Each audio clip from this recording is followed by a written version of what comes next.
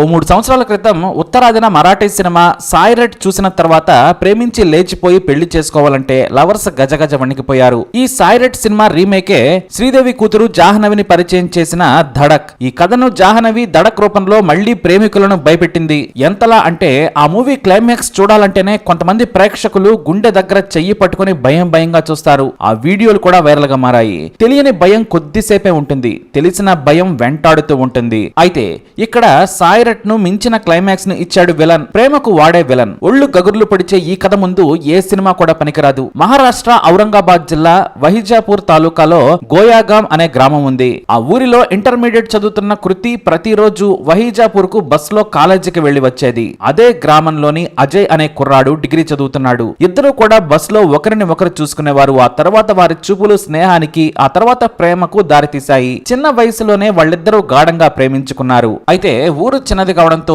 ఈ విషయం ఆ నోట ఈ నోట పడి కృతి తమ్ముడు 17 ఏళ్ల సంకేత్ మోటోకి అతని స్నేహితుల ద్వారా తెలిసింది. మీ అక్క అజయ్ గాడిని ప్రేమిస్తుందిరా, పరువు పోకముందే చూసుకో అని సలహా ఇచ్చారు కొంతమంది. దీంతో రగిలిపోయిన సంకేత్ తన తల్లి శోభకు విషయం చెప్పాడు. ఆమె తన కూతురు కాలేజీ నుంచి రాగానే నిలదీసి మందలించింది. ప్రేమ అంటూ ఊరిలో పరువు తీయొద్దని వార్నింగ్ ఇచ్చింది.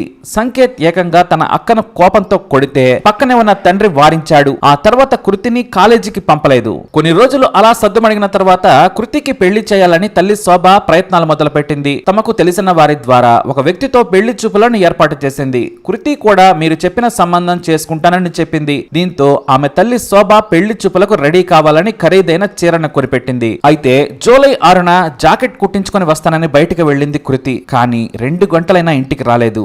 దీంతో అజయ్ ఇంటికి వెళ్లి కృతి తల్లి ఆమె తమ్ముడు సంకేత్ గొడవ పెట్టుకున్నారు. అజయ్ కూడా ఆ సమయంలో ఇంట్లో లేడు. ఇక కృతి తమ దగ్గరకు రాలేదని అజయ్ తల్లిదండ్రులు సైతం తిరగబడ్డారు. గ్రామంలోని పెద్దలు సర్ది చెప్పారు. పిల్లలు తెలిసి తెలియక లేచిపోయి ఉంటారు, మీరెందుకు గొడవ పడతారని నచ్చ చెప్పారు. అజయ్ కృతి ఇద్దరు కూడా లేచిపోయారు. ఇక ఇద్దరు తల్లిదండ్రులు కూడా కొన్ని వారాల పాటు నెలల పాటు వెతికారు. కానీ వారు ఎక్కడా కనిపించలేదు. మరి అజయ్ తల్లిదండ్రులకు తెలుసో లేదో తెలియదు, కానీ కృతి తల్లిదండ్రులకు మాత్రం వారెక్కడుంది కూడా అర్థం కాలేదు. అజయ్ కృతిలు ఇద్దరు లేచిపోయి 3 నెలల పాటు పూణేలోని అతని స్నేహితుని ఇంట్లో గడిపారు. ఇక చిన్నగా అజయ్ వాళ్ళ తల్లిదండ్రులతో మాట్లాడాడు. ఇక ఊళ్ళో పరిస్థితులన్నీ సద్దుమణిగిన తర్వాత కృతిని తీసుకుని గ్రామానికి వచ్చాడు అజయ్. అయితే అతని తల్లిదండ్రులు కూడా తమ పరువు తీసావని కొడుకుని తిట్టడంతో చేసేది లేక వేరే ఇంటిని కొన్నాళ్ల పాటు అద్దెకు తీసుకుని ఉందాములే అని భార్యతో కాపురం పెట్టాడు. ఇక అదే గ్రామంలోనే తన ఎదురుగా కృతి వేరే వ్యక్తిని పెళ్లి చేసుకుని కాపురం పెట్టడంపై తల్లి శోభ ఆమె తమ్ముడు రగిలిపోయారు. అలా 6 నెలలు సమయం గడిచిపోయింది. అజయ్ కృతిలు బయట తిరగకుండా గుట్టుగా గడుపుతున్నారు.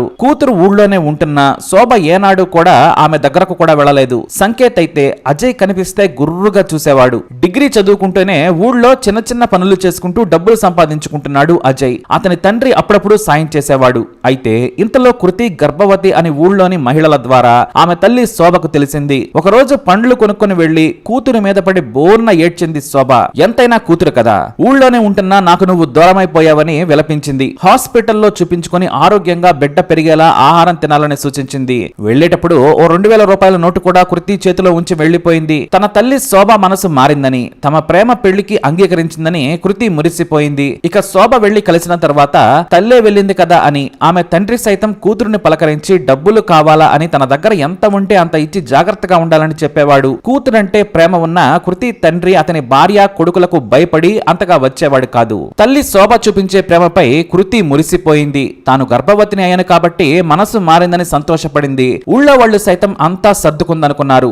సరిగ్గా 15 రోజుల తర్వాత డిసెంబర్ 6, 2021న ఉదయం 10 గంటలకు కొడుకుతో కలిసి కృతి దగ్గరకు వచ్చింది తల్లి. అయితే కొద్దిగా అనారోగ్యంతో ఉన్న అజయ్ కృతి తన తల్లితో ఫ్రీగా మాట్లాడుతుందిలే అనుకుని పక్క రూంలోకి వెళ్లి పడుకున్నాడు. ఇక తల్లి శోభతో పాటు ఆ రోజు సంకేత్ కూడా వచ్చాడు. తమ్ముడు సంకేత్ రాకరాక వచ్చాడని కృతి కిచెన్ లోకి వెళ్లి టీ చేస్తోంది. సరిగ్గా అదే సమయంలో వెనుక నుంచి వెళ్లిన కృతి తల్లి శోభ గట్టిగా కూతురు కాళ్లు పట్టుకుంది. ఆ వెంటనే సంచిలో నుంచి కత్తి తీసిన సంకేత్ తన సోదరి మెడను కోశాడు.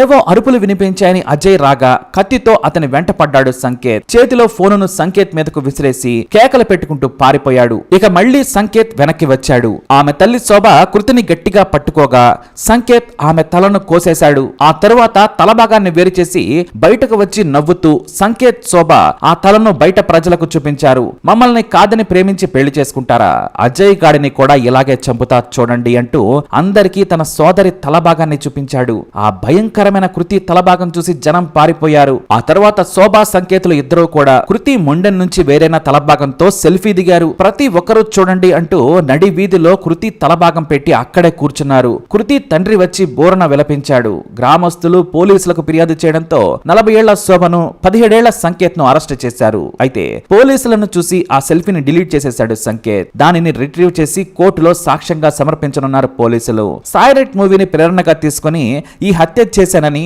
మా పరువు తీసిన కృతి బ్రతకటానికి వీలు లేదు అని ముందే ప్లాన్ చేసి చంపానని శోభ ధైర్యంగా చెప్పింది. కానీ సాయిరెట్ లో కంటే దారుణంగా సొంత బిడ్డను పరువు తీసిందని చంపింది శోభ.